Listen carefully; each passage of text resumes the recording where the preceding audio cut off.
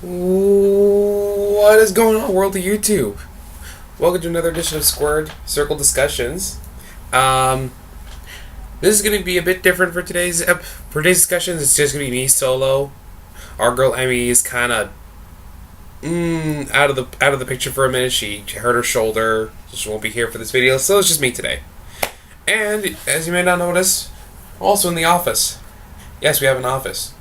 Yeah, and yes, that is our bulletin board of ideas and stuff we keep track on, don't last and stuff. But that's not why you're here. We're here to discuss NXT from this past Wednesday, the go home show for Brooklyn, which I'm really excited for that card.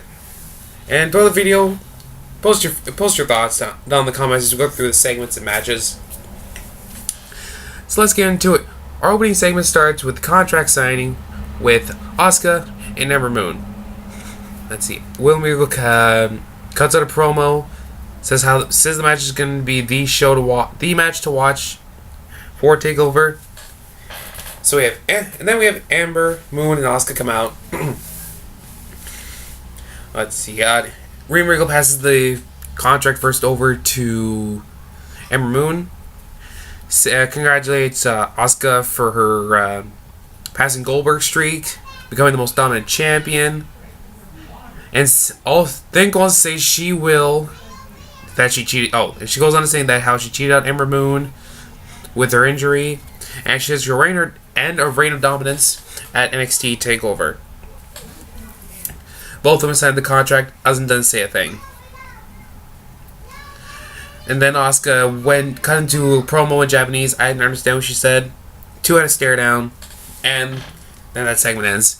And it'll be Asuka versus Ember Moon at NXT Chicago for the NXT Women's title. And as of today that I'm recording this, Asuka has reached 503 days. She's officially become the longest reigning modern day champion in the history of the WWE. Passing Cena, Punk, Paige, New Day, pass them all, which I think is a really good accomplishment. Which is why I think that at NXT Brooklyn, that Asuka was going to lose her title. I think she might come up the night after SummerSlam. I don't know which brand. Who knows? We're going to see. Post your thoughts.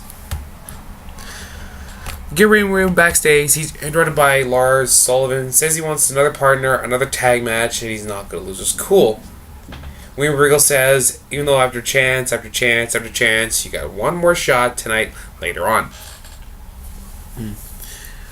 We get straight to the match. We get Street Profits versus Lars Sullivan and Chris Sullivan.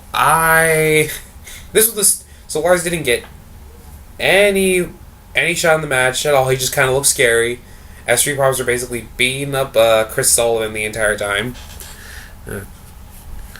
They do their spots. They do their combination finisher, where they sit out spinebuster powerbomb into the frog splash. They got the 3 count, and there's just another squash match for the Street Profits, I think, or the modern day crime time, as everyone seems to be calling them, which I kind of agree with. And I think they're doing well so far, given their gimmick. And I think leave your thoughts down. What you think of Street Profits so far? I definitely see them in the title picture in the next down the line, closer to maybe November, December.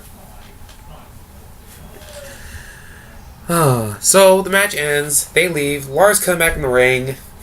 Now, earlier, Regal said that if he does say anything to Chris Sullivan in the ring, he won't get any more chances. So he picks him up, brings him all the way outside, throws him into a barricade, and then beats the living pulp out of him. So next we have Billie Kay and Ruby Riott. They both, I should say all 3 came out. Billie Kay and, basically the Iconic Duo come out. Then Ruby Riott comes out. Let's see. Billie has a few moves in. Ruby has a comeback. Kicks out after Billie Kay does the leg drop. And then Billie attempts to serve for submission. Ruby fights out of it. She drop kicks Billie. She dominates. Then she hits Peyton Royce outside. And then as she's running her mouth, Ruby hits Peyton, hits the finisher on Billie, and it's just a really quick match. Didn't really go anywhere for Ruby, just to give her more momentum, which is kind of weird because she, there's a good chance I could see her coming out to the main roster after SummerSlam. That's just me. I don't know if she might stay longer in NXT. Leave your thoughts. And also give your thoughts on the iconic duo. I don't see them coming out the main roster just yet. And then we get to the main event for NXT this week. Roderick Strong versus Drew McIntyre. Both men comes out. Now this was definitely a perfect match to do a go-home show for, because these two are really good, and they have a lot of good chemistry in the ring. Let's see, Drew dominates early, shows the power struggle, so Roderick Strong, he goes for his quick momentum, he drop kicks Drew, and then he counters Drew after he gets into a hold, drop kicks him twice. The last one calling to land outside the floor. They throw forearms. Roger drives Drew in the back of the apron. Drew watches Logic in the corner. Roger grabs out Drew. Dominates. Drew kicks out at 2. Tries to get a hold on Roderick. Throws hand in the corner.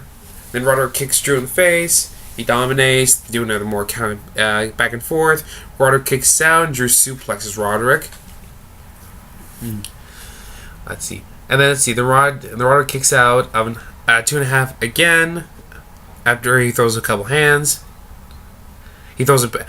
This is one of the cool spots. Picked up Drew Galloway into the backbreaker. Still kicked out at 2. They throw headbutts on the top rope. Roderick counters Drew for a suplex. And then Bobby Roode comes down and interferes and beats both men at the end. Personally, I would rather see a triple threat for Chicago, but I like how they're doing. I think that's still the right decision how they're going with the singles match. How it's going to be Roderick, Drew McIntyre versus Drew Galloway for the main event for the NXT title. Let's see. He does the glorious. He beats up Roderick Strong, and then he does the glorious DDT on Drew McIntyre. Does the glorious, and that's how NXT ended this week. And I think it wasn't as good as the Raw or SmackDown this week, but I thought it was a very good go-home show for TakeOver, which will be on Saturday. And I thought, leave your thoughts on the show. I thought it was a decent go-home show. I thought it could have been better.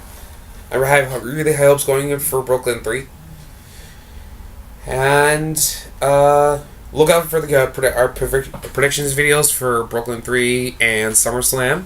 We'll be covering all of SummerSlam for the weekend in TakeOver. And if I also get the chance for the weekend, I'll be covering the Ring of Honor shows.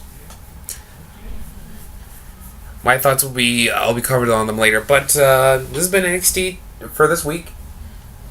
Hope you guys had fun as I took you through. Leave your thoughts in the comments. Don't forget to like, share, and subscribe. And we'll be seeing you in the next one. Have a good day.